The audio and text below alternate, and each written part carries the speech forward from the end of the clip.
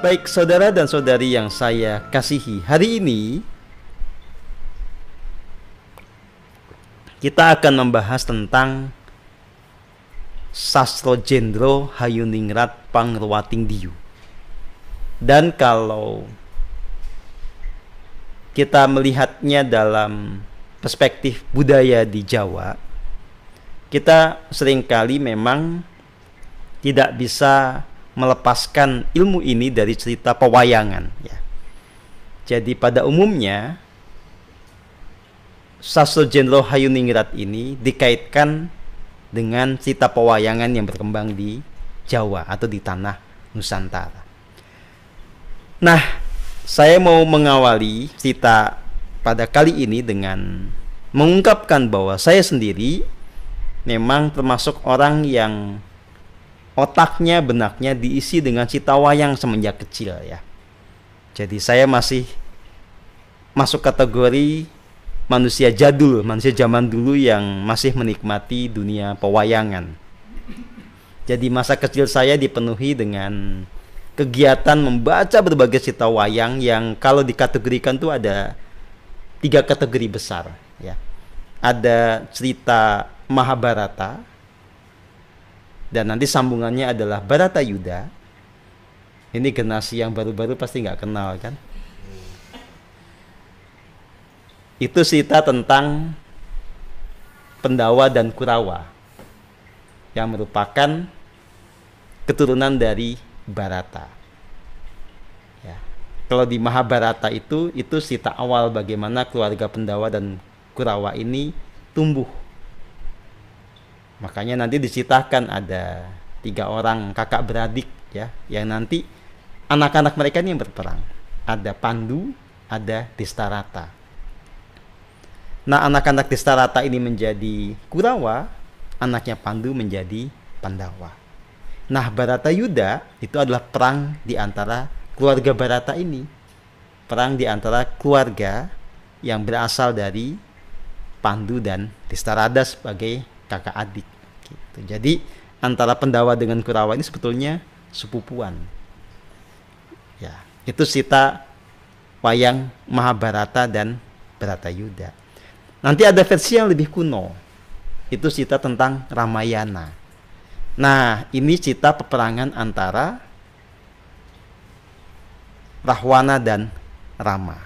Jadi kalau mencari di mana ada kisah Sinta, nah ini adanya di Ramayana. Nah, nanti ada yang lebih tua lagi, itu namanya Wayang Purwo, cerita kemunculan para dewa ya. Jadi yang dikisahkan adalah ya cerita bagaimana para dewa itu berkehidupan, dan itu bisa lucu-lucu. Manusia zaman itu bisa, istilah Jawanya itu ngontrok kekahyangan gitu loh. Kalau lagi nggak seneng demo nih kekahyangan gitu. gitu. Itu Wayang Purwo. Nah, sampai saya dewasa, semua memori tentang cerita pewayangan itu tidak pernah hilang, tetap nempel. Tetapi kemudian seiring dengan tumbuhnya kesadaran, nalar kritis kemudian bermain ya. Jadi pada akhirnya kita mengerti bahwa apa yang kita baca di masa lalu sebagai cerita pewayangan itu ya banyak hal yang tidak realistik dan juga sekaligus kontradiktif ya. Nah, termasuk ketika ada cerita pewayangan yang mengisahkan tentang bagaimana kelahiran seorang Rahwana yang dikaitkan dengan keberadaan ilmu Sastro Jendro Hayuningrat Pangruwating Diyu. Jadi dongengnya itu begini saudara dan saudari.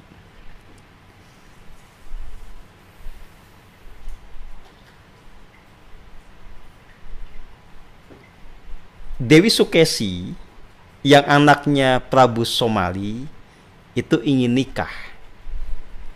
Lalu ada seorang raja namanya Danaraja.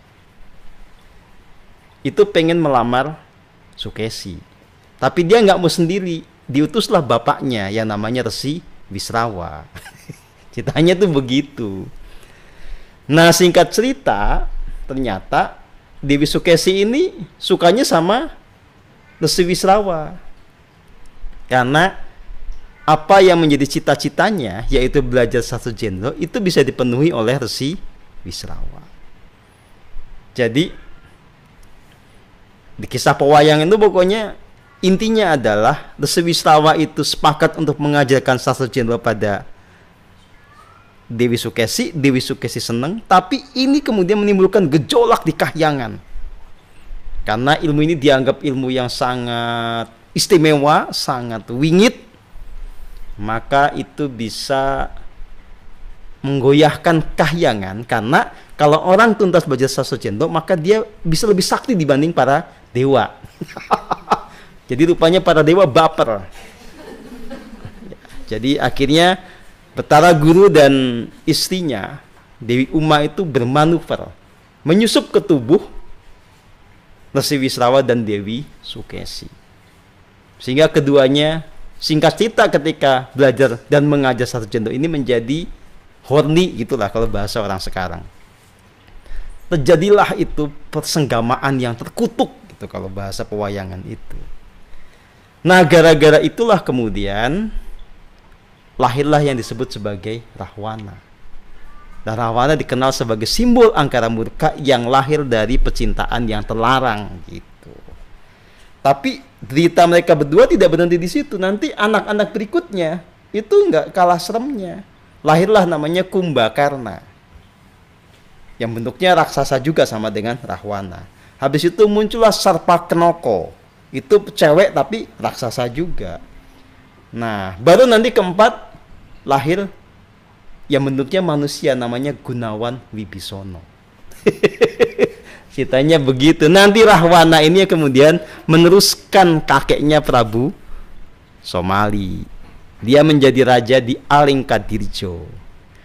Dialah yang kemudian dikatakan jatuh cinta pada Sinta, istrinya Rama, dan menculiknya. Sehingga kemudian Rama marah, terjadilah perang yang disebut perang antara Rahwana dan Rama. Kisahnya gitu. Nah, lalu apa urgensinya kita membahas ini?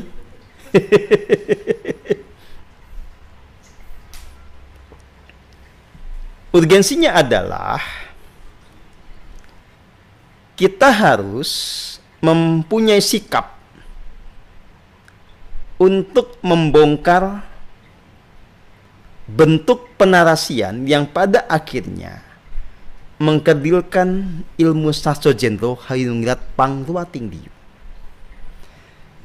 Karena selalu dikaitkan dengan kisah Resi Wisrawa dan Dewi Sukesi yang seperti itu, maka begitu orang mendengar kata sastra jendro, langsung dia mengkaitkan itu dengan skandal seks, dengan skandal percintaan terlarang, mengkaitkan sastra jendro dengan lahirnya anak raksasa yang bernama Rahwana. Sehingga coba kalau bawah sadar Anda diisi dengan cerita kayak begitu, Anda punya simpati nggak sama ilmu sastra jendro? Ya. Secara natural, walaupun ini masuknya lewat cerita pewayangan yang mungkin bagi sebagian orang adalah fiksi, tetap saja kan itu nempel. Ya, sama dengan kalau Anda diceritakan tentang leluhur Nusantara begini begitu gitu ya. Ya, pastikan ada sebuah pikiran di bawah sadar yang membentuk perspektif kita. Nah, ini sama persis. Jadi, orang-orang itu kalau sudah dengar kata sastra jendro, itu pasti pikirannya aneh-aneh. Apalagi kemudian ada pernyataan-pernyataan yang menambah-nambahi seremnya sastra jendro ini. Bahwa ini ilmu yang tidak boleh disebarluaskan, ini harus dirahasiakan. Gitu. Jadi nggak boleh diajarkan secara terbuka. Kalaupun boleh harus tertutup 4 mata. Gitu. Dan kalau tidak kuat mengajarkan sastra jendro ini, gurunya bisa gila. Ya. Ya gurunya dulu yang kualat.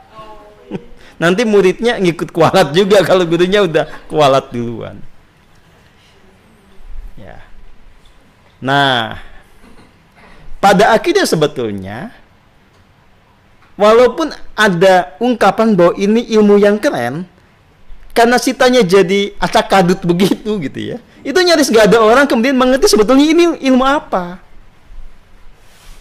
karena gak jelas fakta yang disampaikan mengiringi penyampaian Sajendra ini fiksi atau realita, dongeng atau kenyataan. Nah, kemudian kita juga melihat fakta di lapangan. Kalau orang sudah bicara tentang Sasio Jendro Hayuningrat, pasti itu bicara tentang laku supranatural yang nanti konteksnya pasti untuk membangun kesaktian, untuk mengakumulasi kekuatan supranatural. Makanya buat teman-teman yang belajar Sasio Jendro, jangan heran ada versi yang memang ya serem-serem juga, seperti yang pernah diceritakan oleh beberapa teman di grup ya. Ada yang memang mesti melibatkan teknik jamasan, jadi menjilat keris atau bilah pisau yang masih panas. Itulah cara meruat diri. Jilat.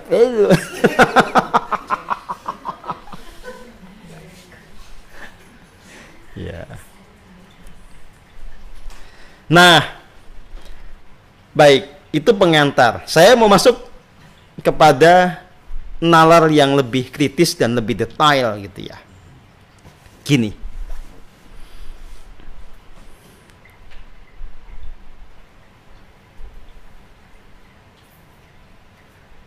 Kita pertanyakan dulu sebetulnya Sasio Jendro Hayuningrat Pangruating Diyu ini apa? Satu. Kedua, apakah betul ilmu ini terkait dengan keberadaan Sang Resi Wisrawa dan Dewi Sukesi? Kalau betul ada kaitannya, maka pertanyaan berikutnya adalah, apakah Resi Wisrawa dan Dewi Sukesi ini cuma tokoh fiktif di dalam cerita pewayangan, atau mereka adalah tokoh historis? Pertanyaan berikutnya, kalau mereka ini tokoh historis, apakah kenyataannya seperti yang diceritakan di dalam cerita pewayangan? Mengapa ilmu Sasio Jendro yang dikaitkan dengan mereka tidak membuat mereka menjadi manusia yang tidak terkutuk? Ya. Nanti pertanyaan berikutnya,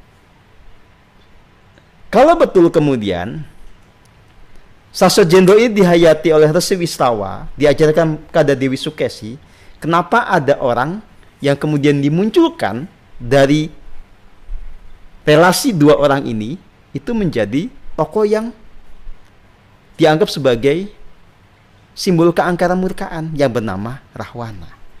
Pertanyaan berikutnya, Rahwana ini beneran ada atau tidak?